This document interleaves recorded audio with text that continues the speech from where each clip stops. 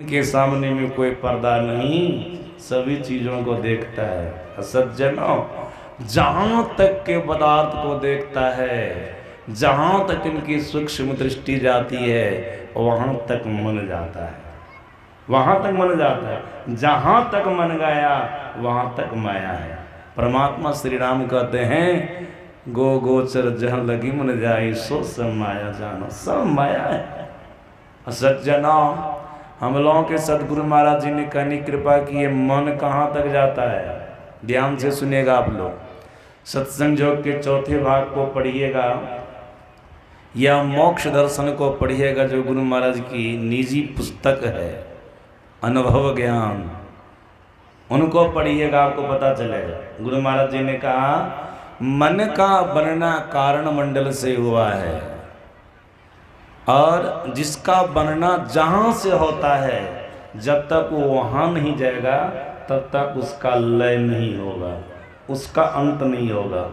तो सज्जना, कारण मंडल क्या है? कारण मंडल शब्द मंडल है, वो प्रकाश मंडल से ऊपर वाला मंडल है, शब्द मंडल है। याद रखिएगा, हम आपका मन अंधकार में तो है, अंधकार मंडल में तो है ही। साधना करेंगे, दिव्य दृष्टि की प्राप्ति हो जाएगी, प्रकाश हो जाएगा, तो प्रकाश मंडल में भी मन रहता है। सज्जनों, प्रकाश मंडल से ऊपर शब्द मंडल है, कारण मंडल है, वहाँ पर भी मन रहता है। इसलिए सदगुरु महाराज जी ने भीतर के अंधकार को माया का स्थूल रूप बताया, भीतर के प्रकाश और शब्द को माया का सूक्ष्म रूप बताया। सदगुरु महाराज जी ने कहा, ये अंधकार, प्रकाश और शब्द का पर्दा किसका पर्दा है? ये माया का पर्दा है। रोज हम लोग स्तुति प्रार्थना के क्रम में इसका पाठ करते हैं। घटतम प्रकाश और शब्द पट त्रय, जीव पर हैं छा रहे, कर दृष्टि और ध्वनि योग साधन, ये हटाना चाहिए। इनके हटे, क्या हटेगी? माया। इनके हटे माया हटेगी, तब प्रभु से होगी एकता, वैसे परमात्मा से एकता होगी। ये तीनों पर्दे, अंधकार का, प्रकाश का और शब्द का, माया का पर्दा है। वसंतर इतना जरूर है कि भीतर का अंधकार माया का स्थूल रूप है, भीतर का प्रकाश और शब्द माया का सूक्ष्म रूप है। सज्जना, जहां तक मन जाता है वो सब के सब माया है। परमात्मा श्री राम ऐसा कर रहे। फिर परमात्मा श्री राम ने लक्ष्मण जी को माया के संबंध में समझाया। भाई लक्ष्मण सुनो, माया का दो भेद होता है, तेहि कर भेद सुनाओ तुम सो, विद्या अपर अविद्या दो। परमात्मा श्री राम कहते हैं कि माया का दो भेद, एक विद्या माया और दूसरी अविद्या माया। सज्जना, परमात्मा श्री राम ने कहा, दोनों माया का काम अलग अलग है। इसको भी सुनिएगा बढ़िया से, दोनों माया का काम अलग अलग है। अविद्या माया का काम है जीव को संसार रूपी कुआं में गिरा कर रखना। एक दुष्ट अतिशय दुख रूपा, जा बस जीव पड़ा भव कूपा। भगवान श्री राम कहते हैं, अविद्या माया अत्यंत दुष्टा है। जीव, जिस जीव को पकड़ लेती है उसको संसार रूपी कुआं में गिरा करके रखती है। जिस संसार में हम आप हैं ना, इसको समुद्र तो महापुरुषों ने कहा ही, परमात्मा श्री राम इसको कुआं भी कर रहे। ये कूप है, कुआं है। इस संसार रूपी कुआं में, समुद्र में जीव को गिरा करके रखती है कौन माया? अविद्या माया। सज्जना, अविद्या माया का क्या स्वरूप है? याद रखिएगा, अविद्या माया का स्वरूप, यहाँ पर परिवार में रहकर एक दूसरे से अपमानित होने पर भी जो उनको छोड़ने का मन नहीं करता है, ये अविद्या माया का स्वरूप हुआ। अगर ऐसा भाव आपके अंदर में आ रहा है, कोई आपको अपमानित कर रहे हैं परिवार के लोग, और तब भी आपकी आसक्ति उनके ऊपर जा रही है, तब भी आपका मोह उनके प्रति जा रहा है, कितनों से अपमानित होते तब भी वो आपको छोड़ा नहीं जाता है। सज्जनों, यही अविद्या माया का स्वरूप है, यही अविद्या माया का स्वरूप है। और यही आसक्ति, यही मोह जीव को संसार रूपी कुआं में गिरा करके रखता है। आप लोग कभी सुने होंगे, स्मरण में आ जाएगा, मार्कंडेय पुराण का प्रसंग है। एक सुरथ नाम के राजा थे, कोला विध्वंसी राजा से पराजित हो गए, अपमानित हो गए। वे अपने राज्य को छोड़कर के जंगल चले गए, परिवार के सभी लोगों को छोड़ दिए, जंगल चले गए। जंगल में एक मेधा ऋषि थे, उनके आश्रम पर रहने लगे। कुछ समय से रह रहे थे, संजोग ऐसा हुआ, एक समाधि नाम का वैश्य अपने घर से अपमानित होकर उसी जंगल में गए और उसी मेधा ऋषि के आश्रम पर चले गए। वे भी कुछ दिनों तक वहां पर रहे। सज्जनों, एक दिन की बात है, एक समाधि नाम का वैश्य एकांत में बहुत टेंशन में बैठे हुए थे, बहुत चिंतित थे। सुरथ नाम का राजा उनके पास गए, वैश्य से पूछते हैं, इतना टेंशन में तुम क्यों हो? किस चीज की चिंता तुमको सता रही है? वो समाधि नाम का वैश्य कहता है, सुनिए, वैश्य कहता है, मैं अपने घर से अपमानित होकर के आया हूँ। जो हमारी अर्धांगिनी, हमारी पत्नी, वो भी अपमान की है, गाली गलौज दी है, और यहाँ तक कहा अब तुम्हारी आवश्यकता नहीं है, तुम घर से निकल जाओ। हमारे पुत्र भी गाली गलौज दिया, मारा पीटा है। फिर हमारी पुतोहू भी हमको अच्छी बात नहीं बोली, पोता से आशा रखा था, वो भी हमको अपमानित किया, वो भी हमारे लिए सहारा नहीं हुआ।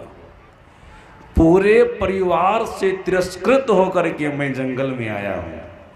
लेकिन देखिए विधाता का क्या खेल है, विधाता का क्या खेल है, जिससे मैं तिरस्कृत होकर के आया हूँ, अपमानित होकर के आया हूँ, बार बार उन्हीं लोगों पर मेरा मन जा रहा है। वे लोग कैसे रहते होंगे, वे लोग कैसे रहते होंगे, हमारी पत्नी किस अवस्था में होगी, हमारे पुत्र कैसे रहते होंगे, हमारी पुतोहू का क्या हाल होगा, हमारे पोता का क्या होता होगा, हमारे पुत्र उनको बढ़िया से पढ़ाते लिखाते होंगे कि नहीं। ये सब टेंशन हमको सता रहा है।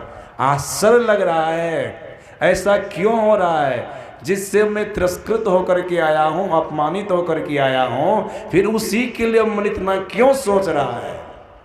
फिर सुरथ नाम का राजा कहता है, ये टेंशन तो हमको भी है, हम भी कभी कभी एकांत में जाकर के सोचते हैं, जो राज हमारे हाथ से चला गया है, जो राज हमारे हाथ में आने वाला नहीं है, भले कोला विध्वंसी संख्या में कम थे, उनसे ज्यादा संख्या वाले हम ही थे। सज्जनों, सुरथ नाम के राजा कहते हैं, हमारे पास में अपार सेनाएं थी, खजाना भी हमारा भरा पड़ा था, हमारे सामने में वो कुछ नहीं था जो हमको पराजय किया, लेकिन हमारे हाथ से राज चला गया, पूरा परिवार चला गया। अब मैं इस बात को बढ़िया से समझ रहा हूँ कि वो हमारे हाथ में आने वाला नहीं है। तब भी बार बार हमारा चिंतन होता रहता उसी राज्य के लिए कि हमारे राज्य की क्या स्थिति होगी, हमारी पत्नी रानी कैसी रहती होगी, हमारे पुत्र लोग कैसे रहते होंगे, हमारे परिवार के लोग कैसे रहते होंगे, हम जो कठिन से खजाना में धन जमा किए थे उस धन का क्या होता होगा, वो दुराचारी आदमी अपव्यय करते होंगे हमारे धन का। ये सब बारंबार चिंतन होता रहा है। जो सदा मद का वर्षा करने वाला इरावत हाथी था, हाँ ये है, लेकिन उसका क्या होता होगा, उसको द्वाराचारी राजा किस तरह से रखे होंगे, किस तरह से उनका देखभाल करते होंगे, ये जान रहा हूँ कि वो राज हमारे हाथ में नहीं आएगा, तब भी उसका चिंतन हो रहा है। ये क्या है? दोनों विचार करते हैं। हम दोनों एक ही कैटेगरी के लोग हैं। जो टेंशन हमको वही टेंशन आपको, जो चिंता हमको वही चिंता आपको। चलिए मेधा ऋषि के आश्रम में जहाँ पर रहते हम दोनों, ऋषि से पूछेंगे ऐसा क्यों है।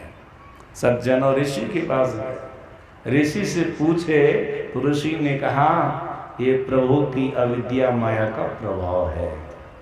ये प्रभु की अविद्या माया का प्रभाव है।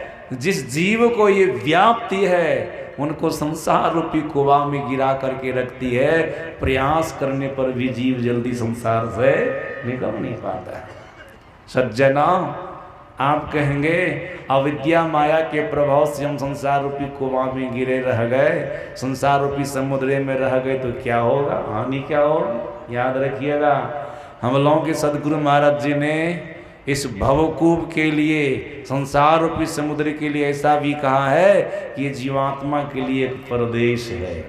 जीवात्मा के लिए क्या है? ये परदेश है। जीवात्मा का स्वदेश तो परमात्मा का देश है। जीवात्मा के लिए संसार प्रदेश के समान है। यहाँ पर जब जीवात्मा आता है किसी भी शरीर को लेकर तो सुखी नहीं रह पाता है। यह परदेशवा काल को भेषवा जोरे आवे दुख पाएगा। परमात्मा ये भगवान, ये हम लोग के गुरु महाराज जी कह रहे हैं, परमाराध संसद गुरु महर्षि में ही परम जी महाराज कह रहे हैं जीवात्मा के लिए संसार प्रदेश के समान है। जब तक यहाँ पर ये रहेगा तब तक इनको सुख मिलने वाला नहीं है। यहाँ पर जो भी आया सबको दुख हुआ। सज्जनाओ, जिस भगवान राम को हम आप मानते हैं ये भगवान है, परमात्मा है। उस भगवान राम को जीवन में कभी सुख मिला इस संसार में? रामायण को पढ़ करके देख लीजिए।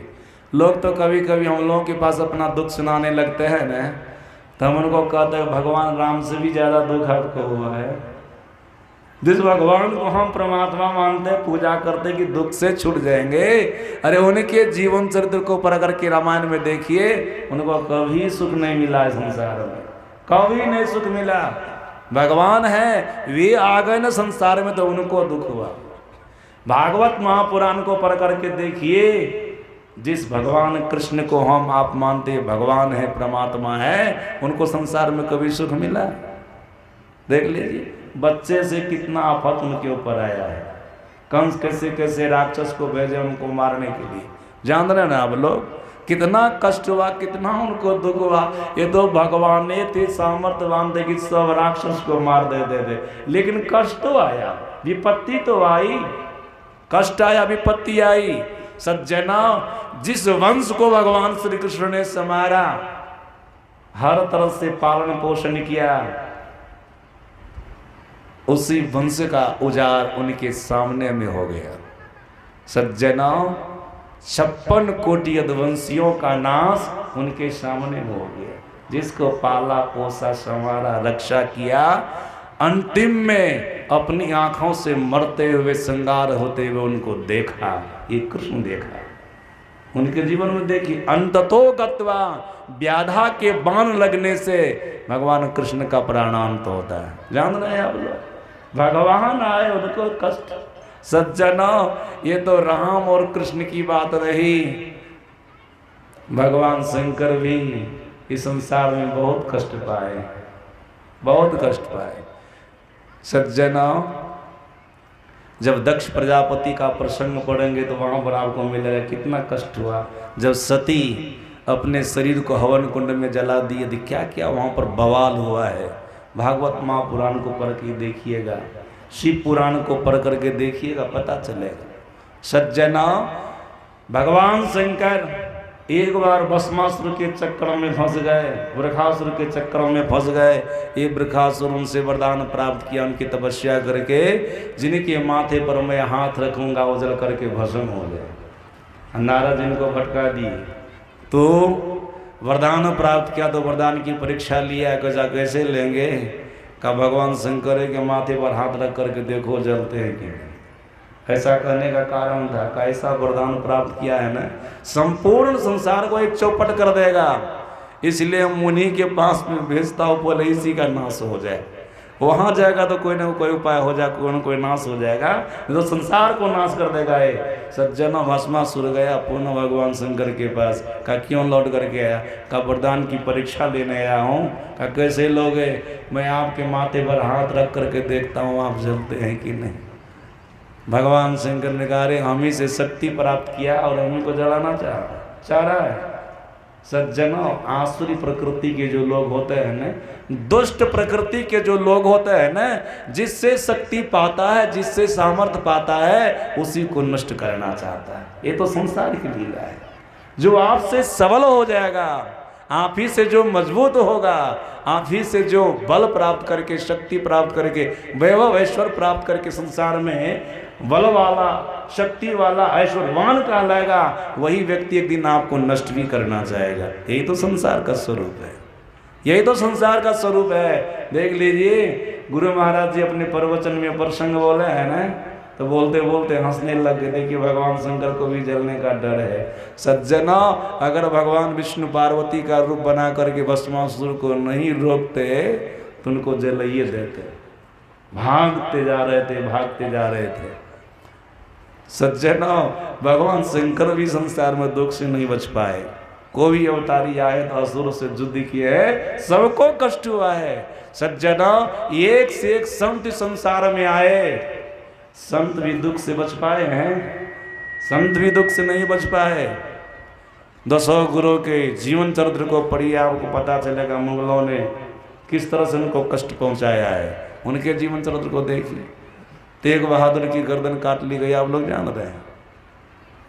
सज्जना, 10 गुरु के जीवन चरित्र को पढ़ने पर आपको पता चलेगा लगभग 10 गुरु को बड़ा कष्ट दिया गया है। सज्जना, फिर आप लोग को पता है बंदावीर, जो सिख संप्रदाय की एक अंग है, उनको मुगलों की सेना ने पकड़ा है, किस तरह से तवा पलिटा करके सिझा दिया है, चिमटा से उसका मांस खींचा है और उनके ही पुत्र का मांस शरीर से निकाल करके उनके मुंह में ठूसा है। कैसा लगता होगा उस समय? बड़ा दुखदायक ये वचन है, प्रसंग है। सज्जना, ईसा मसीह को क्रॉस पलट करना पड़ा। संत पलटू साहब को दुष्टों ने जीवित आग में झोंक दिया। ये सब यही मन कांड हुआ है, संसार में ही। संत कबीर साहब को 72 तरह से कष्ट दिया गया। कबीर कसौटी में ऐसा वर्णन है। मीराबाई को विष का प्याला दिया गया, सुकरात को विष का प्याला दिया गया, भगवान बुद्ध को पेचिस का रोग हो गया, शंकराचार्य जी महाराज को भगंदर का रोग हो गया, रामकृष्ण परमहंस जी महाराज को कैंसर का रोग हो गया। देख रहे हैं ना, ये सब संत हैं। संत ऋषि मुनि को भी संसार में कष्ट हुआ है, इसलिए सदगुरु महाराज जी कहते जोरे आवे दुख पाही। यहाँ पर जो आता है सबको दुख होता है। सज्जना, इस प्रदेश से हम आपको चला जाना चाहिए था, स्वदेश अपने लोक में, लेकिन नहीं गए। जहाँ पर दुख ही दुख है, यहाँ पर ठहर गए। एक कवि ने बड़ा अच्छा कहा, इस संसार रूपी प्रदेश में जीव आया था सैर करने के लिए, घूमने फिरने के लिए, घर बना करके ठहरने के लिए नहीं है। लेकिन जीव यहाँ पर घूमना फिरना छोड़ करके घर बना करके रह गया, जबकि दुख ही दुख यहाँ पर है। हम आचार्य श्री के साथ गए थे बम्बई, तो वहाँ के सत्संगी जो थे केदारनाथ साहब, समुद्र में ले गए थे सैर करवाने के लिए। तो सैर करवाने के लिए गए थे, घरे बनाने के लिए ले गए थे, घुमाने फिराने। कई किलोमीटर पानी में चले गए सैर करते करते, कई किलोमीटर। न इधर का किनारा दिखता था, ना उधर का किनारा, किधरों का किनारा, चारों तरफ में से किधरों का किनारा नहीं दिखता था। इतना दूर लेके चला गया, इतनी दूर लेके चला गया था जहाज वाले। वो भाड़ा पर किया था, रिजर्व कर लिया था छोटका पनिया जहाज को, पूरा एकदम घुमा रहा था। कभी कभी तो डरो लगता था, इतना उसमें तरंग उड़ता था। सज्जना, समुद्र में गए थे सैर करने के लिए, घर बना करके ठहरने के लिए नहीं। उसी प्रकार से कवि ने कहा, जीव आया है संसार रूपी समुद्र में सैर करने के लिए, घर बना करके रहने के लिए नहीं। लेकिन यहाँ घर बना करके रह गया, यहाँ तो दुख ही दुख है। आया था सैर करने ही मुसाफिर थुइयाँ, था सैर कर लौट जाना युक्त तुझको फिर वहाँ। अरे सैर करना भूल कर निज घर बनाकर टिक गया, याद कर अपने देश का परदेश में क्यों भूल गया। परदेश में भूल गए, जहाँ पर दुख ही दुख है इसी प्रदेश में भूल गए। सज्जन इससे निकल करके हमको प्रभु परमात्मा के पास जाना था। याद रखिएगा, हम आपका शरीर जिस माता पिता से बना है ना, आपके माता पिता का, हमारे माता पिता का जो घर है वही घर इस शरीर का भी है। लेकिन शरीर चेतनात्मा जीवात्मा के माता पिता कौन है? वो परमात्मा है। तो जीवात्मा का घर कौन होगा? परमात्मा का घर होगा, परमात्मा का घर होगा। सज्जना, आप किसी दूसरे के घर में रहेंगे तो अपने वाले घर का सुख आपको नहीं मिलेगा। अपना घर में जो सुख होता है वो दूसरे के घर में सुख नहीं मिलेगा। याद रखिएगा, उसी प्रकार से शरीर से तनात्मा जीवात्मा जब तक संसार में रहेगा तब तक इसको परमात्मा वाला, अपना वाला, घर वाला सुख मिलने वाला नहीं है। इसको परमात्मा के पास जाना है, परमात्मा ही इनके अपने पिता है। सुंदरदन पाठ में जीवो परम पिता ने चीनो कहते संतन, उसको चीनो, उनको जानो, उनको पहचानो। संसार के किसी भी व्यक्ति को चिन्होगे, पहचानोगे, तुम्हारा भला नहीं है, तुम्हारा कल्याण नहीं है। लेकिन अगर एक बार परमात्मा को चिन्ह लोगे, ईश्वर परमात्मा को पहचान लोगे तो तुम्हारा भला है, तुम्हारा कल्याण है। सज्जना, हम आपको निकल करके जाना था परमात्मा के पास, लेकिन यहाँ पर आकर के टिक गए। सज्जना, यहाँ पर दुख ही दुख है। अविद्या माया जीव को संसार रूपी कुआं में गिरा करके रखती है, जहाँ पर सुख नाम की चीज नहीं है। तो आप लोग समझ गए, परमात्मा श्री राम ने कहा अविद्या माया जीव को संसार रूपी कुआं में गिरा करके रखती है। इनका ये काम है, जहाँ पर दुख ही दुख है, सुख नाम की चीज नहीं। सज्जना, दूसरी माया है विद्या माया। ध्यान से सुनेगा आप लोग। विद्या माया का क्या काम है?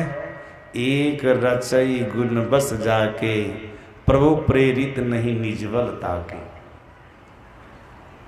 परमात्मा श्री राम कहते भाई लक्ष्मण सुनो, विद्या माया का काम है सृष्टि की रचना करना, दुनिया को बनाना, संपूर्ण संसार को बनाना, ये विद्या माया का काम है। सज्जनों, आप अध्यात्म रामायण को पढ़ेंगे पता चलेगा। अध्यात्म रामायण के अंतर्गत है,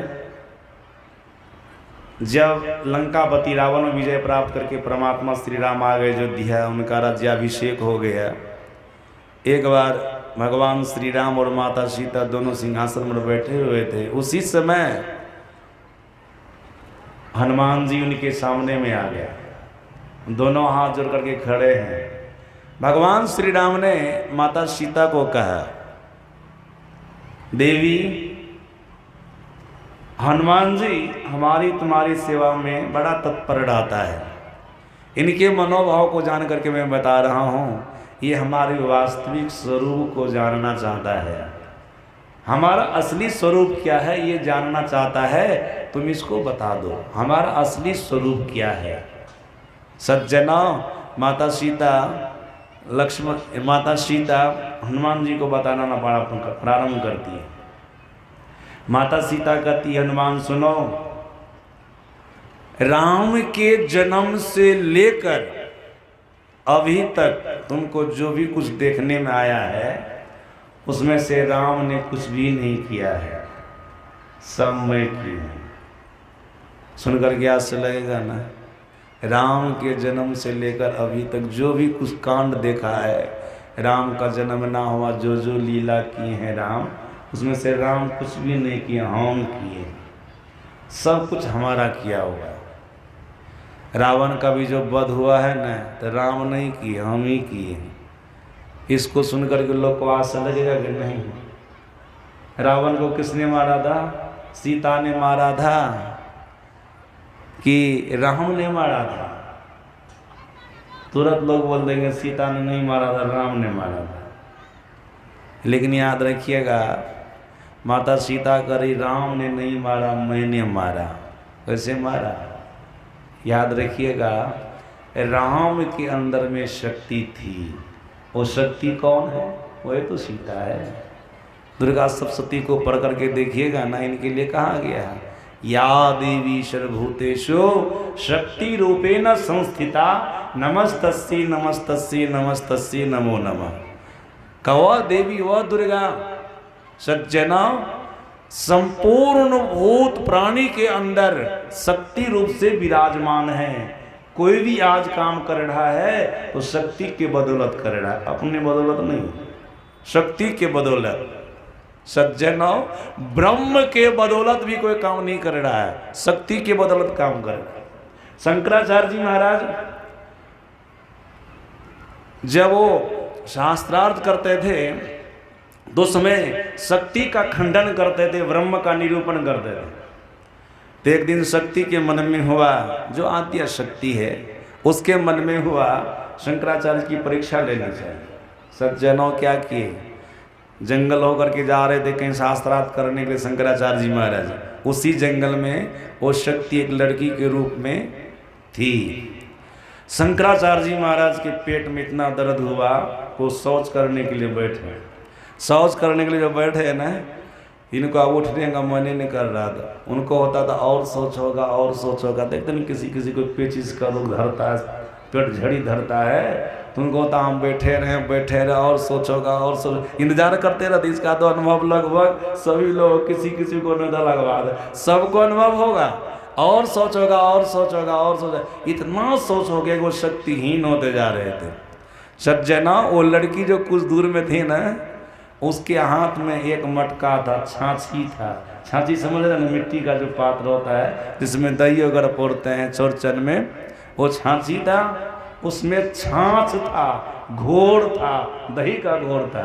दूर से वो लड़की कहती है शंकराचार्य जी महाराज को, शंकर हमारे पास आ जाओ, लगता तुम्हारा पेट झड़ा है, तुम कमजोर हो गए हो, आओ हमारे पास लस्सी है, इसको पी लो, तुम्हारा पेट ठीक हो जाएगा। तो वो लड़की क्या कहती है, आपको हाँ, लड़की तो ऐसा कही। अब शंकराचार्य जी महाराज क्या कह रहे हैं, शंकराचार्य जी महाराज कहते हैं हमारे शरीर में शक्ति कहाँ है जो हम आप तक पहुँच जाए, कहाँ है हमारे शरीर में शक्ति। तब वो लड़की कहती है आपको शक्ति से मतलब नहीं न है, आपको तो ब्रह्म से केवल मतलब है ना, ब्रह्म से मतलब है, शक्ति से कोई लेना देना नहीं है। तो आप शक्ति को छोड़ दीजिए, अब ब्रह्म के बदौलत हमारे पास आ जाइए। उसी से मैं शंकराचार्य जी को ज्ञान हो गया, रे मैं शक्ति का खंडन करता था, ब्रह्म का निरूपण करता था। यहाँ पर तो शक्ति से सब काम चलने वाला है, शक्ति के द्वारा संसार का सारा काम संचालित होता है, ब्रह्म के द्वारा तो कुछ नहीं होता है। माता सीता ने कहा सुनो हनुमान, नाम राम न जन्म लेते हैं, न मरते हैं, न क्रियाकलाप करते, न उठते हैं, न बैठते हैं, न खाते हैं, न पीते हैं, न सोते, न जगते, वो कुछ भी नहीं करते हैं। सुनो, उनके शमी मात्र रहने से उनकी शक्ति मैं सारा काम संपन्न करती हूँ, मैं सारा काम संपन्न करती हूँ। शंकराचार्य जी महाराज को भी नॉलेज हो गया, मैं शक्ति का खंडन करता था, ये शक्ति लड़की के रूप में आकर के मुझे शिक्षा दी है कि संसार का कोई भी काम संचालित होता है तो शक्ति के द्वारा होता है, ब्रह्म के द्वारा नहीं। हाँ, ब्रह्म से ही शक्ति का प्राकट्य हुआ है, ब्रह्म कुछ नहीं करता है, जो भी कुछ करती है वो शक्ति करती है, शक्ति के द्वारा सारा काम संचालित होती है। सज्जना, यहाँ पर परमात्मा श्री राम कहते हैं ये विद्या माया हमारे नजदीक रहने से, हमारे से शक्ति पाकर ये शक्ति स्वरूपा हो गई है और इसी के द्वारा संसार की रचना होती है। विद्या माया के द्वारा संसार की रचना होती है। जो सज्जना, जिस संसार में हम आप हैं, यह स्थूल संसार है, फिर सूक्ष्म संसार है, कोई भी संसार हो, किसी भी संसार की रचना हुई है तो शक्ति के द्वारा हुई है, शक्ति के द्वारा। ये क्या है, ये विद्या माया है। सज्जनों, हम लोगों के सदगुरु महाराज जी ने विद्या माया के बारे में और कुछ कहा है। सदगुरु महाराज जी ने कहा सुनो, अविद्या माया जीव को संसार रूपी कुआं में गिरा करके रखती है, लेकिन विद्या माया क्या करती है, जीव को संसार रूपी कुआं से निकालने का काम करती है। ये विद्या माया का काम है। ब्रह्म तक पहुंचाने का काम विद्या माया का है। सज्जनों, गुरु महाराज जी ने विद्या माया का विश्लेषण करते हुए कहा, संसार में जितने सत्कर्म लोग करते हैं या धर्म ग्रंथ के माध्यम से महापुरुषों ने जितने सत्कर्मों का वर्णन किया है, वो सारे सत्कर्म विद्या माया के अंदर है। और गुरु महाराज जी ने क्या कहा, भीतर का प्रकाश और शब्द ये विद्या माया का प्रतीक है। भीतर का प्रकाश और शब्द ये विद्या माया का प्रतीक है और इसी से संपूर्ण संसार का निर्माण हुआ है। सज्जना, भीतर का प्रकाश क्या, बिंदु और नाद। बिंदु और नाद, बिंदु से सब कुछ बनना ऐसा माना जाता है और नाद से सब कुछ बनना ऐसा माना जाता है। सज्जना, नाद से ही सब कुछ बना, बिंदु से ही सब कुछ बना। आप इन दोनों से कैसे बन गया? याद रखिएगा, नाद ब्रह्म के प्रतीक हैं, अबिंदु शक्ति के प्रतीक है। तो ब्रह्म से ही न शक्ति निकली है, ब्रह्म से शक्ति। कहीं पर ऐसा कहा जाता, महापुरुषों ने कहा, बिंद में तहा नाद बोले, ऐसे कहते हैं ना। एक बिंदुता की प्राप्ति होती है तब नाद होता, मतलब शब्द होता है। और कहीं कहीं आपको पता चलेगा ध्वनिरंतर्गतं ज्योतिर, इसका मतलब क्या हुआ? ध्वनि के अंदर में ज्योति होती है। ये तो महापुरुष के कहने का विलक्षण भाव है, समझाने की तरीका है। सज्जनों, दोनों में बड़ा संबंध है। सदगुरु महाराज जी ने कहा, बिंदु और नाद में, प्रकाश और शब्द में किस तरह का मेल है? का जैसे जल और जल के तरंग में मेल है। जल और जल के तरंग में मेल है, वैसे बिंदु और नाद मतलब शक्ति और ब्रह्म में संबंध है।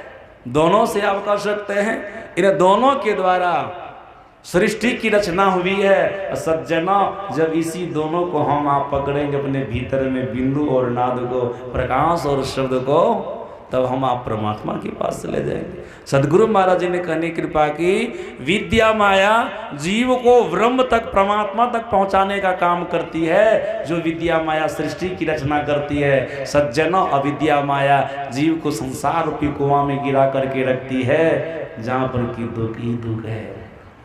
सज्जनों, याद रखिएगा, इसमें से विद्या माया संसार रूपी समुद्र का जल नहीं है, अविद्या माया संसार रूपी समुद्र का जल है, जिस जल में जीव डूब रहा है, अनेक प्रकार का दुख भोग रहा है। अब आप लोग समझ गए, संसार एक समुद्र है, तो संसार रूपी समुद्र में जल क्या है? माया। माया में भी अविद्या माया संसार रूपी समुद्र का भयंकर जल है, जिसमें रहने पर जीव को कभी सुख नहीं मिलता, कभी शांति नहीं मिलती, कभी जीव चैन से नहीं रह सकता। सज्जनों, ये तो जल की बात रही। जहां पर समुद्र होता है, आप लोगों में से कोई देखेंगे तो देखेंगे, हम देखे, जो भी समुद्र के तट पर गए होंगे देखे होंगे, समुद्र में तरंगे होती हैं। देखिएगा, बार बार तरंग आती, एक तरंग समाप्त नहीं हुई कि दूसरी तरंग आ जाती है। समुद्र में स्नान करने वाला अगर ये सोच ले, ये सोचे कि तरंग खत्म होगी तब हम समुद्र में स्नान करेंगे, तो जीवन में कभी स्नान कर सकेगा? कभी नहीं। एक तरंग समाप्त नहीं होती कि दूसरी तरंग आ जाती है। हम सोमनाथ में समुद्र में स्नान कर रहे थे, 2-3 बांस दूरे थे पानी से, तरंग उधर से आया, स्नान करा के चला गया। संजोग से हमारा चप्पल लेके चला गया, चप्पल बगले में रखे थे, होश नहीं किए चप्पल को पकड़ लेना चाहिए। तरंग, हम बोले अरे आप तो बिना चप्पले हो जाएंगे, बालू बड़ा तप्त होता वहाँ पर।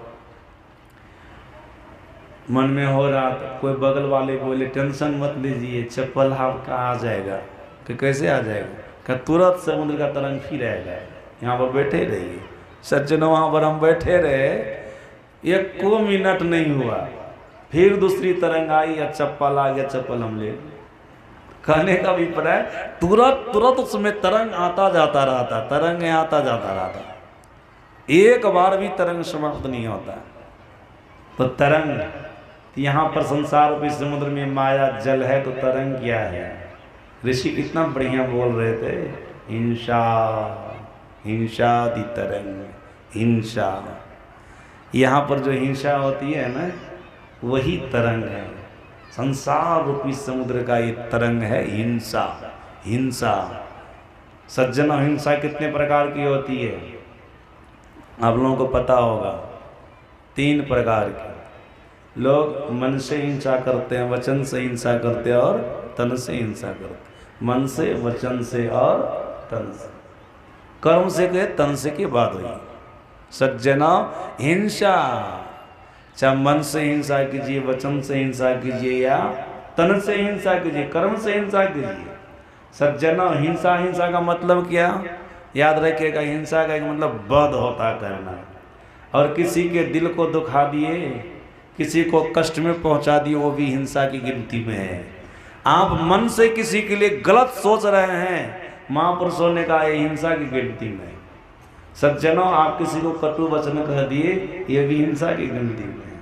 कटु वचन कह दिए, ये तो भयंकर हिंसा है, भयंकर हिंसा, हिंसा की गिनती में है। सज्जनों, किसी की गर्दन काट दिए, ये भी हिंसा की गिनती में। आप किसी भी तरह से किसी की हिंसा करेंगे तो संत कबीर साहब ने कहा, कहता हूँ कहीं जात हूँ कहाँ जो मान हमार, जाका गर तू काटियो सो फिर काट तुहार। किसी भी प्रकार से किसी को आप दुख पहुंचाते हैं, वो हिंसा की गिनती में है, तो फिर आपको भी वैसा ही दुख होगा जैसा दुख आपने दूसरे को दिया है। दूसरे को दिया है वैसा ही दुख आपको होगा। इसलिए महापुरुषों ने कहा हिंसा से बचो। हिंसा हिंसा हिंसा एक तरंग है। किसका तरंग है? संसार रूपी समुद्र का तरंग है हिंसा। मन से हिंसा नहीं कीजिए, वचन से हिंसा नहीं कीजिए, तन से हिंसा नहीं कीजिए, किसी प्रकार की हिंसा नहीं कीजिए, इसका परिणाम आपको भुगतना पड़ेगा निश्चित रूप से। सज्जनों, सूरदास जी महाराज कह रहे थे तरंग के बारे में, लोभ लहरी तरंग। ये सूरदास जी महाराज की वाणी है। संसार रूपी समुद्र का तरंग लोभ है, लोभ, लोभ लहरी तरंग। सज्जनों, संत कबीर साहब ने अपनी वाणी में कहने कृपा की, संसार में सबका उद्धार हो सकता है, लेकिन लोभी का कभी किसी काल में उद्धार होने वाला नहीं है। संत कबीर साहब की वाणी में है, कामी क्रोधी लालची इनसु भक्ति न हो, भक्ति करे कोई सूरमा जाति वर्ण कुल हो। फिर संत कबीर साहब ने कहा, कामी तो बहुत तरे, क्रोधी तरे अनंत, लेकिन लोभी जियारा ना तरे, कहे कबीर बुरतर। लोभी का कभी किसी काल में उद्धार नहीं होता है, कभी नहीं होता है। ये लोभ क्या है? ये लोभ है संसार रूपी समुद्र का तरंग, लोभ है, लोभ। सज्जन, लोभ किसको कहते हैं? किसी की बढ़िया वस्तु को आपने देखा और आपको मन में पाने की इच्छा हो गई, हमारी वस्तु हो जाती है, इसको हम ले लेते ना, तो अच्छा होता। लोभ इसी का नाम है। किसी दूसरे आदमी की वस्तु को देखे, उसको लेने की इच्छा हो गई, प्राप्त करने की इच्छा हो गई, लोभ इसी का नाम है। का मनुष्य को ऐसा लोभ नहीं करना चाहिए, कभी लोभ ही नहीं मरना चाहिए। ये लोभ उनको उद्धार होने नहीं देगा, उनको कल्याण के मार्ग पर चलने नहीं देगा, उनको अपना कल्याण बनाने नहीं देगा। इसलिए ये वृत्ति, इस प्रवृत्ति को अपने हृदय से निकाल देना चाहिए। मतलब लोभ को अपने हृदय से निकाल देना चाहिए, लोभ नहीं रखना चाहिए। लोभी का उद्धार नहीं, लोभी का कल्याण नहीं। सज्जनों, ये संसार रूपी समुद्र के तरंग है हिंसा और लोभ। उपनिषद के अनुसार हिंसा और सूरदास जी महाराज की वाणी के अनुसार लोभ, हिंसादि तरंग, लोभ लहरी तरंग। सज्जनों, ये तो बात रही संसार समुद्र और उसके अंदर में माया जल, लोभ हिंसा तरंग, और जलचर प्राणी भी तो जल में रहते हैं। सबका विश्लेषण करेंगे थोड़ा थोड़ा, ज़्यादा नहीं करेंगे, समय बहुत न हो गया है, इसलिए ज़्यादा व्याख्या नहीं, थोड़ी थोड़ी व्याख्या सुनिए। सज्जनों, अब जलचर प्राणी कौन है? सूरदास जी महाराज कहते हैं गहे ग्राह अनंग, लिए जात अगाध जल में गहे ग्राह अनंग। ध्यान से सुनिएगा, इस संसार रूपी समुद्र में काम, संसारिक काम, काम के कई अर्थ होते हैं। हम आप जो काम धंधा करते वो भी काम है। और संत कबीर साहब ने कहा, काम काम सब कोई कहे, काम न चीन्हे को, जेती मन की कल्पना काम कहावे सो। वो काम है। मन में जो अनेक प्रकार की कल्पनाएं होती रहती, इच्छाएं होती रहती है, ये सब काम है। लेकिन यहाँ पर जो काम कहा, वासना, सांसारिक काम वासना, ये जो मनुष्य के अंदर में है, बोले ये क्या है? काम, काम ग्राह के समान है। गड़ा है, गड़ा। गड़ा का नाम तो आप लोग सुने हैं ना? गड़ा और गजराज में युद्ध हुआ था, जानते होंगे आप लोग, कभी प्रसंग सुने होंगे। गड़ा जलचर प्राणी है और गजराज थलचर प्राणी है। जब गड़ा और गजराज में युद्ध हुआ था तो युद्ध का अंत ही नहीं हो रहा था। मैंने गर्ग संगीता में पढ़ा, गड़ा और गजराज का युद्ध 5000 वर्षों तक चला था। 1-2 दिन तक नहीं, लगातार 5000 वर्षों तक।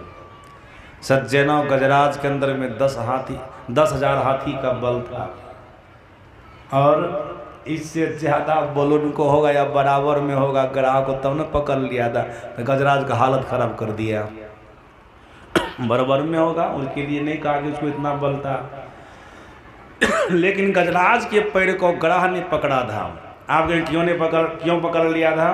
पकड़ने का कारण था, गजराज जिस सरोवर में परिवार के साथ गया था पानी पीने के लिए, पानी तो पिया, अपना पिया, परिवार का सभी उनका पिया, जो भी थे उनके परिवार के लोग गजराज के। अब पानी पीने के बाद 10,000 हाथी का बल था, हिम्मत वाला था, पानी को उछालने लगा। और जो जलचर प्राणी थे ना, उनको बड़ा दुख हुआ। गड़ा सोचा ये हाथी अपने बल के अभिमान में चूर है, इसके अभिमान को हमको चूर करना है। उनके पेड़े को पकड़ लिया। अब गड़ा पानी की तरफ हाथी को खींचता था, हाथी सूखी जमीन की तरफ गड़ा को खींचता था। कभी ये खींचता था, कभी वो खींचता था। ऐसा करते करते 5000 वर्ष हो गए। सज्जना, गड़ा तो जलचर प्राणी थे, उनके लिए व्यायाम हो रहा था, उनका शारीरिक बल बढ़ रहा था। लेकिन गजराज थलचर प्राणी भूखे प्यासे था, इनका बल घटता गया। अंतिम में गड़ा हाथी को खींच ही लिया। अब देखिए कैसा वो गड़ा है। सज्जनों, संसारिक लोगों काम खींच लेता है ना, बढ़िया से बढ़िया आदमी को जब काम सताता है ना, तो दुनिया उसको दिखाई नहीं पड़ती है। बढ़िया से बढ़िया आदमी, सज्जनों, साधारण स्तर के लोगों को तो छोड़िए, संसारिक लोगों को तो छोड़िए, जो विरक्त वेश में आ गए हैं ना, जब उनको भी कभी कभी संसारिक काम सताता तो हालत उसका खराब हो जाता है। अगर परमात्मा रक्षा नहीं करे तो फिर उनके भी गिरने से कोई नहीं बचा सकता है। ये काम है। देखते हैं ना, बड़े बड़े ऋषि मुनि की कथा सुनते हैं सत्संग में, या धर्म ग्रंथ में पढ़ते पता चलता है। और अभी भी जिनको हम नामी गामी महापुरुष समझते थे, कामे के चक्कर में जेल में है। देख रहे हैं ना, ये काम किनको नहीं सताता। सज्जनों, जो कामी व्यक्ति होता है ना, उनको पत्ता पत्ता में काम दिखता है, वासना दिखती है, उससे निकलना बड़ा मुश्किल होता है। किसी के लिए भी काम के चक्कर से, वासना के संसारिक काम से निकलना बड़ा मुश्किल होता है। जल्दी लोग निकल नहीं पाते हैं। ये ग्राह के समान है ना, गहे ग्राह अनंग। देख लीजिए, अंतिम में खींच ही लिया हो जाए। अब हाथी देखता है, परिवार के लोग तो पहले हमको छोड़ दिया, देखा कि बहुत समय से युद्ध कर रहा, छूटेगा नहीं उसे, ग्राह के चक्कर से छोड़ के चला गया। अब तो हमारे पीठ पर कोई नहीं है, बस उसी समय सूर से एक कमल का फूल तोड़ता है और भगवान की शरण लेता है। सज्जनों, जब संसार में कोई किसी का सहयोग करने वाला नहीं होता है ना, देखता बिल्कुल सब हमको भुला दिया, तब लोग भगवान को याद करता है, तब उनको भगवान दिखता है। पहले भगवान दिखता है, सुख में भगवान को भुलाया हुआ आता है, विपत्ति आने पर उनको भगवान दिखता है, भगवान की याद आता है। इसलिए संत कबीर साहब ने कहा भी है, दुख में स्मरण सब करे, सुख में करने को, जो कोई सुख में स्मरण करे तो दुख आए को होगा दुख। सुख की अवस्था में लोग भगवान को भूले हुए रहते हैं, दुख आने पर भगवान को याद करते हैं। अरे जब तुम सुख की अवस्था में हो ना, उसी समय भगवान का याद करो, भगवान का स्मरण करो, तुम्हारे जीवन में दुख आएगा ही नहीं। दुख आता तब तो भगवान को याद करते हो। सुख की अवस्था ही भगवान का याद करो, भगवान का स्मरण करो, तुम्हारे जीवन में दुख नहीं आवेगा। दुख आने पर तो सब भगवान को पुकारता है। जो सुख की अवस्था में भगवान को पुकारता है वही भाग्यवान है, वही भाग्यवान है। सुख में लोग भगवान को भुला देते हैं। सज्जना, भगवान को याद किया गजराज, भगवान आए, गराह की गर्दन को काट दिए, गजराज को बचा लिया। सज्जना याद रखिएगा, हम आप भी संसार में हैं और काम गराह के अंदर में, गराह के मुख में पड़े हुए हैं। याद रखिएगा, इस संसार में एक संत, उसमें भी वेशधारी संत नहीं, याद रखिएगा।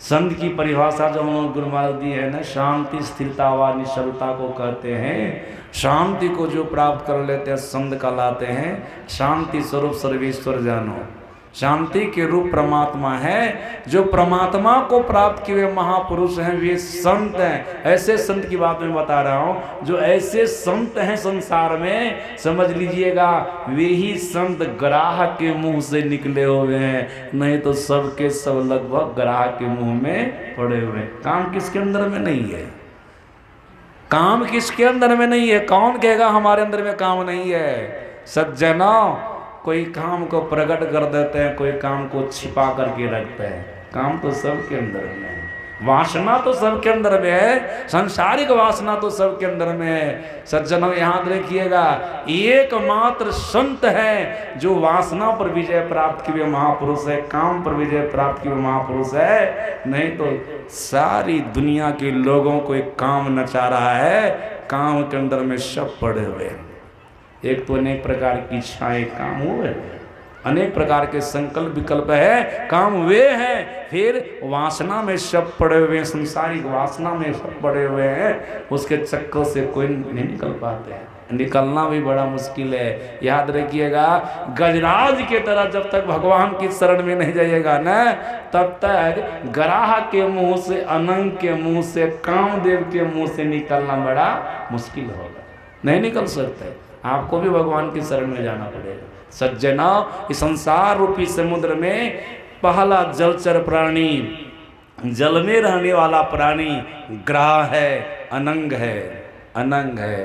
वो अनंग, अनंग ग्राह, अनंग मतलब कामदेव, जिसको अंग नहीं है, शरीर नहीं है। शरीर कैसे रहेगा, शरीर को तो जला दिया भगवान शंकर, कामदेव के शरीर को जलाया ना भगवान शंकर। तीसरा नेत्र उघार करके कामदेव को जला करके भस्मीभूत कर दिया।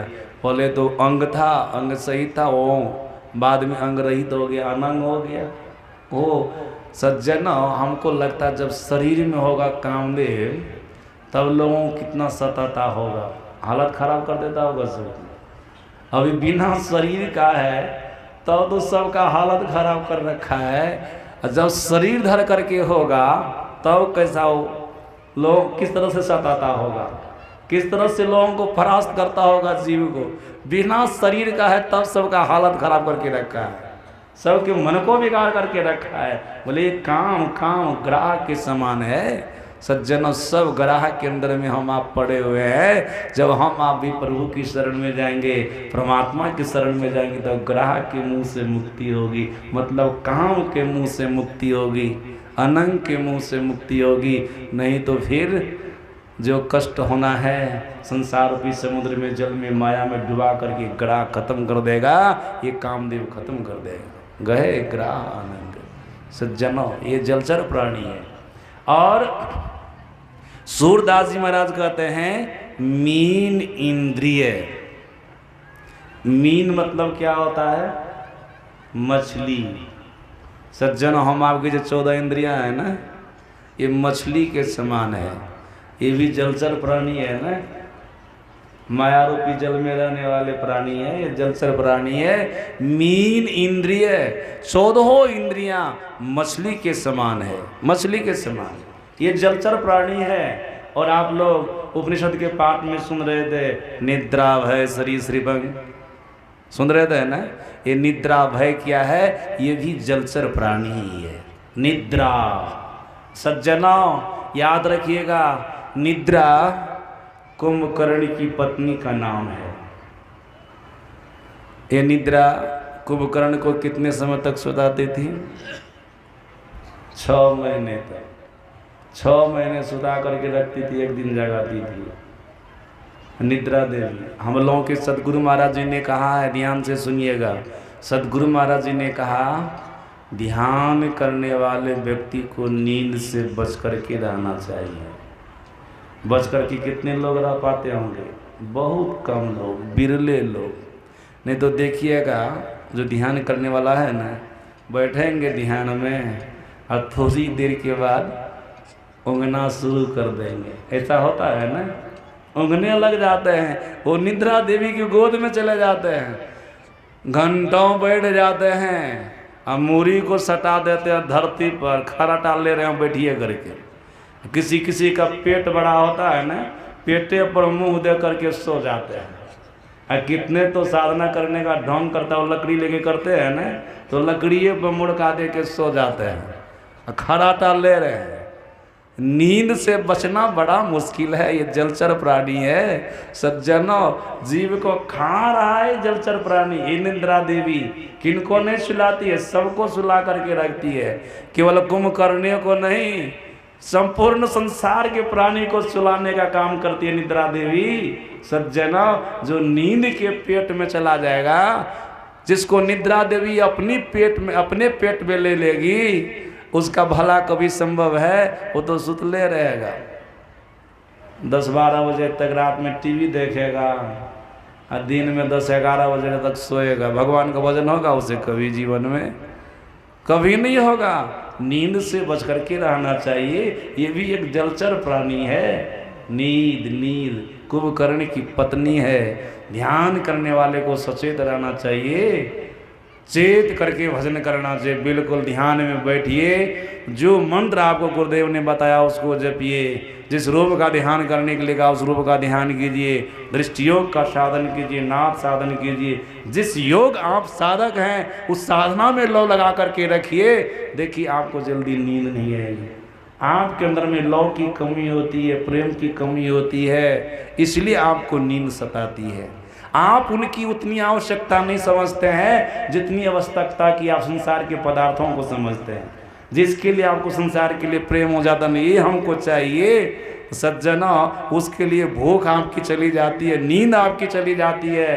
परमात्मा नहीं चाहिए, इसलिए ना आपको नींद आ जाती है, भूख लगती है। अगर परमात्मा की भी सख्त जरूरत आपको हो जाए, आप उनको अत्यंत आवश्यक समझ लीजिएगा, इसकी प्राप्ति अत्यंत जरूरी है, तो फिर उनका भजन करने में आपको नींद आएगी?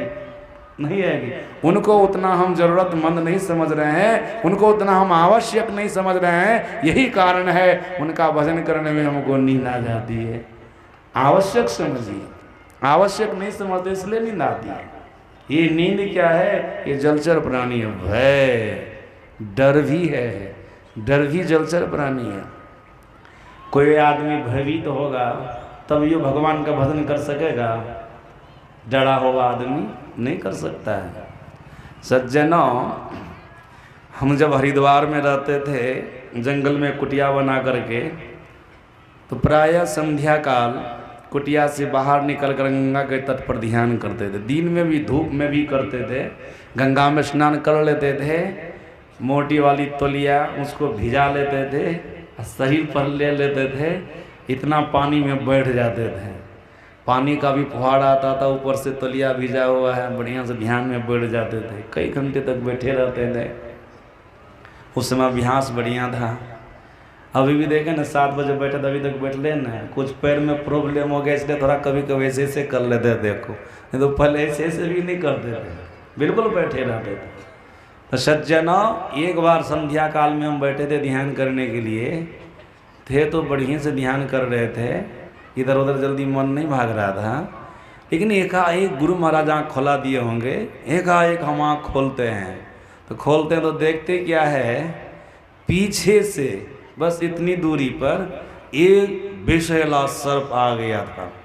एकाएक आगे भी नहीं देखे, हम पीछे देख लिए, गुरु महाराज ने दिखा दिए, नहीं तो ध्यान कर रहे थे, काहे के लिए हम आँख खोलते, कभी नहीं खोलते थे। उस दिन एकाएक आँख खोले, जब पीछे देखे न सांप था। अब जो सांप को देख लिए दोबारा वहाँ पर हमको ध्यान में बैठा नहीं गया, डर हो गया ना कि फिर बैठेंगे तो फिर सांप आ जाएगा, तो उस स्थानीय को हम छोड़ दिए, फिर कुटिया में बैठने लगे शाम के बेला में। दिन में तो बैठते ही थे, शाम के बेला में फिर कुटिया में बैठने लगे। डर भी एक चीज़ है, जब किसी भी चीज़ का आपको डर हो जाएगा तो फिर संसार का कोई काम नहीं सुएगा। भजन की बात तो छोड़िए, एक मुकदमा में किसी का नाम दे दिया जाता है ना, बस इनको आप पकड़ा जाएगा, वारंट हो गया उन पर, बस पकड़ा जाएगा। वो घर में रहता है, कभी जहाँ तहाँ छिप करके भाग करके रहता है, अपने भागल फूलता है, तो भजन क्या करेगा वो, इतना डरा हो आदमी। सदगुरु महाराज जी ने कहा ये डर भी संसार रूपी समुद्र का जलचर प्राणी है, अगर किसी को संसार का किसी भी प्रकार का डर हो गया है तो फिर उनसे भी न संसार का काम होगा न परमार्थ का काम होगा। ये क्या है, निद्राव है, ये सभी चलचर प्राणी है। सज्जना, संसार एक समुद्र है, इस संसार रूपी समुद्र में माया जल है। सो मैं आपको बता दिया, हिंसा तरंग है, लोभ तरंग है। सज्जना, जलचर प्राणी ग्राह कामदेव है, अनंग है, कामदेव है। ये सब आप सुन रहे हैं, हिंसादि तरंग, इंद्रियां सब, ये हिंसादि नहीं, निद्राव है और इंद्रियां सब, ये सब भी जलचर प्राणी है। और आप लोग सुन रहे थे द्वार पंकम, द्वार ने दार पंकम, दार पंकम का मतलब क्या होता है, दार मतलब स्त्री, अब पंक मतलब कीचड़। सज्जनों, समुद्र के तट पर जाएंगे तो आपको कीचड़ मिलेगा, बम्बई में कीचड़ मिलता है थोड़ा ज़्यादा, और उसमें भी साधारण कीचड़ नहीं, कहाँ संसार रूपी समुद्र के तट का कीचड़ स्त्री है। सज्जनों का ये कीचड़ है तो साधारण कीचड़ नहीं, ये दलदल है, याद रखिएगा। ये तो ऋषि पुरुष थे तो स्त्री का नाम ले लिए, याद रखिएगा। जैसे स्त्री संसार रूपी समुद्र का दलदल कीचड़ है, किसके लिए, पुरुष के लिए, तो पुरुष स्त्री के लिए दलदल है, कीचड़ है, एक दूसरे का दोनों कीचड़ है। हम एक का नाम नहीं लेंगे, ऋषि एक का नाम लेकर के छोड़ दी है। सज्जना, आप कहेंगे अपने मन से जोड़िएगा, नहीं, देखा जाता है ना, दोनों में लगाव होता है, एक में लगाव थोड़े होता है, दोनों में आकर्षण होता है, दोनों में दोनों फंसे रहते हैं ना। छोड़ना चाहते कोई, ऐसा फेविकोल है नहीं लट्ठा, जल्दी छूटेगा एक दूसरे से, कोई नहीं छूट सकते हैं। एक दूसरे से अपमानित होने पर भी कोई जल्दी छोड़ पाते हैं, ये दलदल हैं, दोनों दलदल में फंसे हैं। स्त्री पुरुष के अंदर फंसे हैं और पुरुष स्त्री के अंदर फंसे हैं, दोनों में दोनों हैं, दोनों दलदल है। संसार रूपी समुद्र का ये दलदल है, स्त्री पुरुष दार पंकंग, ऐसा कीचड़ है कि जल्दी से निकलना बड़ा मुश्किल है। दलदल में आप लोग कभी फंसे हैं? दलदल में फंसने वाले हमको अपना अनुभव बताए थे, बोले थे कोई दलदल में फंस जाते हैं ना, वो सोचेंगे कि हम सीधा निकल रहे दलदल से, वो सीधा नहीं निकल सकेगा। अगर सीधे देखो हिलेगा ना दलदल से निकलने के लिए, तो भीतरे घुसते जाएगा दलदल में, हो धीरे दलदल भीतरे जाता रहेगा, जाते जाते कान कपार सब उसका डूब जाएगा उसी में, बिल्कुल राम नाम सत्य हो जाएगा। सज्जनों, दलदल से जल्दी निकल नहीं सकता है। हाँ, दलदल से निकलने का तरीका क्या है, दलदल पर आप सो जाइए, सो करके आप धीरे धीरे निकल जाएगा। हाँ कि मिट्टी का सहारा ले करके धीरे धीरे घसक करके आप निकल जाएगा। सीधे खड़ा होकर के निकलने का प्रयास कीजिएगा तो नहीं निकल सकेगा। ये दलदल स्त्री पुरुष संसार का दलदल है एक दूसरे के लिए, इससे निकलना बड़ा मुश्किल है। अरे इस पर भी सो जाओ, मतलब थोड़ी सी उसकी आसक्ति हटा करके ईश्वर का भजन करना प्रारंभ कर दो तो दलदल से निकल जाओगे, दलदल से निकल जाओगे। नहीं तो तुम दलदल में फंस करके डूब जाओगे, खत्म हो जाओगे, मिट्टी के अंदर में धस जाओगे, तुम्हारा प्राणांत हो जाएगा। डार पक्कम पंकम, स्त्री के लिए पुरुष, पुरुष के लिए स्त्री दलदल है, इससे निकलना भी बड़ा मुश्किल है। सज्जन निकलिएगा, सब एक जगह रहिए, लेकिन थोड़ा थोड़ा भजन कीजिए। समझ लीजिएगा हम दोनों दलदल से निकलने का प्रयास कर रहे हैं। परमात्मा की कृपा होगी, आप दलदल से निकल जाइए, नहीं तो निकलना बड़ा मुश्किल है सज्जना। और एक बात क्या बोले ऋषि, तृष्णावर्तम। तृष्णावर्तम का मतलब क्या होता है, कभी सुने आप लोग? तृष्णावर्तम का मतलब होता है भंवर।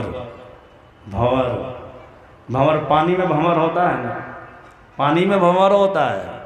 भंवर मतलब पानी घूमता है, नाचता है, गोलाकार, उसी को भंवर कहते हैं।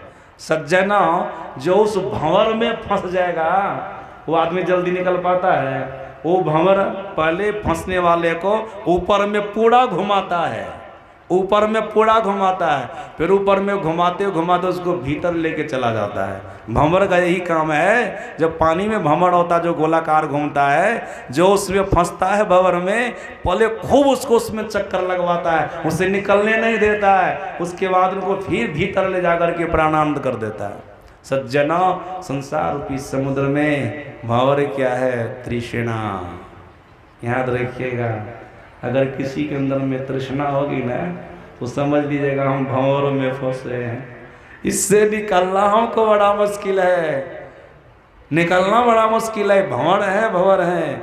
जो तैराक होता है ना, वो अपनी चतुराई से उस भंवर से निकल जाता है। जो तैराक होता है अपनी चतुराई से उस भंवर से निकल जाता है। सज्जना, उसी प्रकार से हम आप संसार रूपी समुद्र में है, यहाँ जो भंवर है ना वो तृष्णा है। कोई कह सकते कि हमारे अंदर में तृष्णा नहीं है। तृष्णा का मतलब क्या होता है? आपके पास में कितनों संपत्ति है, कितनों धन है, तब भी आपका मन कहता है कि हमको नहीं चाहिए। ऐसा आपका मन नहीं कहेगा। जाऊं 10 20 50 बैसत होई हजार, तो लाख मंगेगी कोटि अरब खरब असंग धरापति होने की। ऐसा है ना, स्वर्ग हो पाताल हो राजकरण तृष्णाधिकाधिक आग लगेगी, ऐसा कहा गया।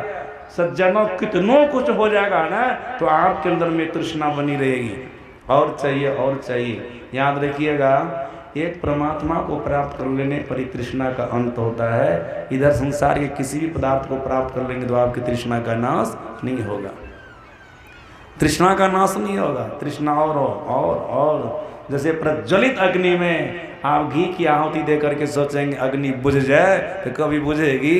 तृष्णा प्रज्वलित अग्नि के समान है। सज्जनों, याद रखिएगा, तृष्णावंत को, तृष्णा वाले को शंकराचार्य जी महाराज ने 1 नंबर का दरिद्र कहा है। 1 नंबर का दरिद्र कहा है, और दरिद्र कभी सुखी नहीं हो सकता है। कहा गोसुंडी जी महाराज से पक्षीराज गरुड़ जी ने पूछा था, को संसार में कौन दुखी है? संसार में कौन दुखी है? या संसार में सबसे बड़ा दुख क्या है? इस पर कागभूषण जी महाराज ने क्या कहा था? नहीं दरिद्र सम जग दुख माई। इस संसार में दरिद्र होने के समान और कोई दुख नहीं। और शंकराचार्य जी महाराज कहते दरिद्र वही है असली दरिद्र। दरिद्र तो वो भी है जिसके पास में धन नहीं है, लेकिन इनका असली दरिद्र वो है जिनके पास धन है लेकिन और पाने की इच्छा है।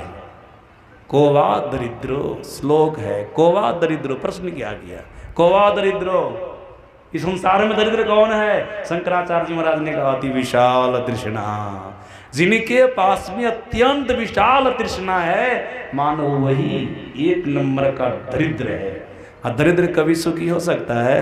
कितनों धन होगा तो सुखी नहीं हो सकता है। उनके मन हाय लगा रहा था और हो जाए और हो जाए और हो जाए। कभी आप लोग सुनेंगे, स्मरण में आ जाएगा, ज्ञान वैराग्य प्रकाश का एक प्रसंग है। एक महात्मा जी जा रहे थे सड़क होकर के, सड़क के बगल में एक सेठ का घर था। सेठ जी को देखे मकान का खंभा पकड़ करके रो रहे हैं। उनके पास चले गए महात्मा जी। महात्मा जी ने पूछा क्यों आप रो रहे हैं? सेठ जी कहते कहने में तो लज्जा रही है। अरे महात्मा के पास सब कुछ बोल देना चाहिए, जैसे डॉक्टर के पास वैद्य के पास में रोगी रोग नहीं छिपाता, सब कुछ बोल देता, तब नहीं इलाज होगा उनका। तो महात्मा के पास में भी कुछ नहीं छिपाना चाहिए, बोल दीजिए क्यों रो रहे हैं। तब वो सेठ जी क्या कहता, हमारे पास में इतना धन है कि 7 पीढ़ी तक के लोग कोई काम धंधा नहीं करेंगे, हमारे मरने के बाद 7 पीढ़ी तक के लोग कोई काम धंधा नहीं करेंगे, तब भी उनका जीवन बड़ा सुखी संपन्न रहेगा।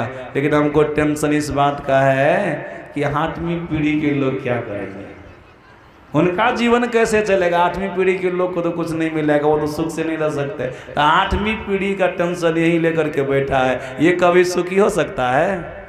ये एक नंबर के दरिद्र हैं। सज्जनों कितनों धन होता तो मन नहीं भरता है, अत्यंत विशाल तृष्णा को लेकर के बैठा है, ये अत्यंत दरिद्र है। असज्जनों यही तृष्णा संसार रूपी समुद्र का भंवर है, जो इस भंवर में फंसेगा उसके लिए भी निकलना बहुत मुश्किल है। इसमें भी जो चतुर प्राणी होंगे, जिनके अंदर में थोड़ा सा भी विवेक होगा, वे इस भंवर से निकल करके ईश्वर भजन में लगेंगे तो उनका कल्याण हो जाएगा, उनका कल्याण हो जाएगा, नहीं तो कल्याण संभव नहीं है। सज्जनों अब आप देख लिए संसार ऐसा है, ये समुद्र है और इसमें क्या क्या है सब मैं आप लोगों को सुना दिया। सज्जनों ये भी आप लोगों ने सुना था, यहाँ सुख नाम की कोई चीज़ नहीं है, दुख ही दुख हैं, यहाँ से हम आपको निकलना है। सज्जनों समुद्र को पार करने के लिए कोई ना कोई सहारा चाहिए, या तो हवाई जहाज चाहिए, नहीं तो पनिया जहाज चाहिए, नाव चाहिए, कोई ना कोई सहारा नहीं चाहिए। बिना सहारा के आप समुद्र को पार नहीं कर सकते हैं। सज्जनों अब इस संसार रूपी समुद्र को पार करने के लिए जीव के लिए क्या सहारा चाहिए? उपनिषदकार ने बड़ा अच्छा कहा था, आप लोग पाठ में सुने थे। सज्जनों क्या कहा था? सूक्ष्म मार्ग अवलंबया। ये इंपॉर्टेंट बात है। संसार में क्या है नहीं है सो मैं आपको सुनाया ना, यहाँ तो सुख नहीं दुख है। थोड़ा सा आप लोगों को सुख मिल रहा है ना, पूर्व जन्म की अच्छी कमाई है इसलिए थोड़ा सा सुख मिल रहा है, और सुख में भी आपको दुख लगा रहा था। ऐसा नहीं कि केवल सुख के सुख है, दुख भी आता है आपके जीवन में। सज्जना यहाँ से जाना है, यहाँ से निकलना है। संसार रूपी समुद्र में सुख नहीं है, जाना है। कैसे जाएंगे? ऋषि कहते हैं इसके लिए सूक्ष्म मार्ग का अवलंब लो, सूक्ष्म मार्ग का अवलंब लो। सज्जनों सूक्ष्म मार्ग क्या है? यह भेद गुप्त पाना किसी ग्रंथ से है असंभव, समझ लो किसी संत से समझना होगा। याद रखिएगा मनुष्य के शरीर में 9 स्थूल मार्ग है, जो खुला मार्ग है, प्रकट मार्ग है। 2 आँख का, 2 कान का, 2 नाक का छिद्र, 1 मुंह, फिर मल मूत्र विसर्जन करने का एक मार्ग। ये 9 स्थूल मार्ग है। और इसी मनुष्य शरीर के अंदर में ठीक दोनों आँखों के बीच में पिंड ब्रह्मांड के मिलन स्थान पर सूक्ष्म मार्ग है। इसका भेद सदगुरु बतलाते हैं, इसका भेद सदगुरु बतलाते हैं। सज्जना अगर इसका आप अवलंब ले लीजिएगा ना, सूक्ष्म मार्ग का अवलंब लीजिएगा सदगुरु से जान करके, तब आप संसार रूपी समुद्र को पार कर जाएंगे। आपको आश्चर्य लगेगा, पार करना है संसार रूपी समुद्र को, अवलंब लेंगे मनुष्य शरीर के सूक्ष्म मार्ग का। ये क्या उल्टी बात है? याद रखिएगा हम लोगों के सदगुरु महाराज जी ने कहने कृपा की, और महापुरुषों ने कहा धर्म ग्रंथ के माध्यम से, जितने तत्व से संसार बने हैं उतने ही तत्व से शरीर बने हैं। जानते हैं ना, 5 तत्व से संसार बना है, 5 तत्व से मिट्टी जल अग्नि हवा आकाश। और शरीर कितने तत्व से बना है? उतने ही तत्व से शरीर बना है, 5 तत्व से शरीर बना है। सदगुरु महाराज जी ने कहने कृपा की, शरीर और संसार में बड़ा संबंध है। संत कबीर साहब ने तो शरीर को भी समुद्र कहा है, कबीर काया समुद्र है अंत न पावे को। कबीर का ये वचन है, ये भी समुद्र के समान है। जब संसार समुद्र के समान है ना, तो शरीर भी समुद्र के समान है। जितने तत्व से संसार बने हैं उतने तत्व से शरीर बने हैं। संसार और शरीर का बड़ा संबंध है। सदगुरु महाराज जी ने कहा शरीर के जिस तल पर जब जीव रहता है, संसार के भी उसी तल पर तब जीव रहता है। शरीर के जिस तल को जब जीव छोड़ता है, संसार के भी उस तल को तब जीव छोड़ता है। सज्जनों, वैसे थोड़े छोड़ा जाएगा। इसके लिए आपको साधन विधि सीखनी पड़ेगी, साधन विधि सीखनी पड़ेगी। आप सच्चे सदगुरु के सानिध्य में जाकर साधन विधि को सीखेंगे, साधना करेंगे, अपने आप को शरीर के स्थूल तल से निकाल करके सूक्ष्म तल में ले जाएंगे, तो आप संसार के भी स्थूल तल से निकाल करके सूक्ष्म तल में चले जाएंगे। जिस दिन आप शरीर के सूक्ष्म तल से अपने आप को निकाल करके कारण तल में लेके चले जाएंगे, तो शरीर के संसार के भी आप सूक्ष्म तल से निकल करके कारण तल में चले जाएंगे। जिस दिन आप जिस जीवन काल में कारण तल से अपने आप को, शरीर के कारण तल से अपने आप को निकाल करके महाकारण तल में लेके चले जाएंगे, तो आप भी संसार के कारण तल से निकल करके महाकारण तल में चले जाएंगे। सज्जना, जैसे शरीर के महाकारण तल का आपने परित्याग किया, याद रखिएगा जरावरण आपका खत्म हो गया, जरावरण आपका खत्म हो गया। सज्जना, महाकारण को पार करते ही आप कैवल्य अवस्था में प्रवेश कर गए। याद रखिएगा, गीता में कैवल्य मंडल को परमात्मा श्री कृष्ण ने परा प्रकृति कहा है। ये प्रकार परा प्रकृति जीव स्वरूप है। यही जीव जो कैवल्य मंडल में रहा था, कैवल्य मंडल जीव स्वरूप है। सज्जनों, परा प्रकृति जीव स्वरूप है। कैवल्य मंडल में जाने पर जीव को अपनी पहचान, मैं ऐसा हूँ, ये चेतन प्रकृति है, ये जीव स्वरूप है। यही जीव तो जड़ के सभी आवरण में थे, आज जड़ के सभी आवरणों से निकल करके कैवल्यावस्था में आ गए हैं, कैवल्य अवस्था में प्रवेश कर गए हैं। जीव को अपनी पहचान हो गई है, जड़ के सारे आवरण से निकल गए। सज्जन, याद रखिएगा, जैसे परमात्मा का नाश नहीं होता, वैसे जीव का भी नाश नहीं होता। जीव अपने शुद्ध स्वरूप में आ गए हैं। जीव का असली स्वरूप है, जीव का शुद्ध स्वरूप है, वो केवल मंडल में उसको अपनी पहचान होती है कि मैं ऐसा हूँ, मेरा ऐसा स्वरूप है। उनको अपनी पहचान बढ़िया से हो जाती है। सज्जना, अब ये जीव शरीर के केवल मंडल में आ गए, अपनी स्थिति में आ गए हैं, तो संसार के भी उस मंडल पर, केवल मंडल पर पहुंच करके संपूर्ण संसार के दृश्य को वो देखते हैं जैसे कि परमात्मा देखते हैं। जग पे खरत में देख निहारे, ऐसा कहते हैं ना। जैसे परमात्मा संसार के दृश्य को, संसार दृश्य को अपनी आंखों से देखता है, वो संसार को बनाने वाला है, ये भी दृष्टा हो जाता है, ये देखने वाला हो जाता है। अरे ये संसार है, इसी में हम फंसे थे, इससे आज हम निकल गए, इससे हम पार हो गए, मैं अपने स्वरूप में अवस्थित हो गए। सज्जनों, याद रखिएगा, नचिकेता को जमराज ने कहा था, ना ये महात्मा प्रवचन न लभ्यो नौ मेधया बहुना श्रुतेन यमे वै शिवरुदेन लभ्यस तस्ये सात्मा विभृंग तनुम स्वाम। नचिकेता को जमराज ने कहा था, कोई प्रवचन के माध्यम से परमात्मा का दर्शन नहीं कर सकता है, या प्रवचन को खूब सुन लिए उससे भी परमात्मा का दर्शन नहीं होगा। किसी की यादाश्त शक्ति बहुत तीक्ष्ण है, प्रवचन को, ग्रंथ को याद कर लेता है, उससे भी वो परमात्मा को प्राप्त नहीं कर सकता है, परमात्मा का दर्शन नहीं कर सकता। तो कैसे करेगा? का अपने द्वारा। सज्जनों, जैसे आपको अपना ज्ञान हो जाएगा ना, वैसे आपको परमात्मा का ज्ञान हो जाएगा। परमात्मा का ज्ञान हो गया तो क्या? परली पार तेरा मीता खड़िया, संसार रूपी समुद्र के उस पार में दूसरे किनारे पर, आप तो इस किनारे पर थे ना, दूसरे किनारे पर आपके परमात्मा, आपके पिता, आपकी माँ, आपके सगे संबंधी मित्र, जो सब कुछ आपके परमात्मा है। त्वमेव माता च पिता त्वमेव बंधु सखा त्वमेव, जो परमात्मा हम आपके सब कुछ है, सब कुछ है। वे इंतजार कर रहे हैं। जैसे कोई कहीं से बाहर से आता है ना, तो उनके परिवार के लोग स्टेशन पर जाते इंतजार करने के लिए, या समुद्र से कोई आता है, समुद्र के तट पर जाते इंतजार कर, हमारा आदमी आ रहा है, उनका इंतजार कर रहे हैं। सज्जनों, उसी प्रकार से परमात्मा हम आपके इंतजार कर रहे हैं। हम आप कहने का मतलब शरीर से नहीं है, शरीर से है, चेतन आत्मा से है, जीवात्मा से है। उनका इंतजार कर रहा परमात्मा, कब हमारी संतान आएगी, कब हमारा पुत्र आएगा, कब से इंतजार कर रहे हैं। सज्जनों, परमात्मा एक बार भी अपनी आँख को नीचे, पलक को नीचे नहीं गिराते हैं, एक तक से देख रहे हैं। जैसे हम आप पल्ली पार चले जाएंगे ना परमात्मा के पास, तुरंत परमात्मा अपनी गोद में ले लेंगे। सज्जनों, जैसे उनकी गोद में गए, जन्म मरण के चक्र से छूटे। सज्जनों, संसार क्या था, संसार रूपी समुद्र को हम कैसे पार करेंगे, ये मैं आपको समास में थोड़ा सा बताया। संसार रूपी समुद्र को पार करने के लिए अपने भीतर के सूक्ष्म मार्ग को अपनाइए। इसलिए हम लोग के गुरु महाराज जी ने कहा भी, मन तुम बसो तीसरो नैना महत से चल दीजो। तीसरा तिल में, तीसरा नेत्र में वास कीजिए, वहीं से परमात्मा के लिए चल दीजिए।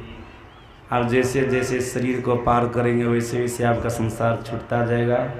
शरीर के सभी तलों को पार कर गए, संसार के सभी तलों को पार कर जाएंगे, समुद्र को पार कर गए, शरीर को पार कर गए, आपको अपनी पहचान हुई, परमात्मा की पहचान हुई, आप जन्म मरण के चक्र से छूट गए। इसके लिए आपको सदाचार का पालन करना होगा, सच्चे सदगुरु की शरण में जाना होगा। इतना भी आप लोगों को सुनाया, फिर अपराह्न काल के सत्संग में सुनिएगा, और वो अपराह्न काल का सत्संग अंतिम बेला का सत्संग होगा।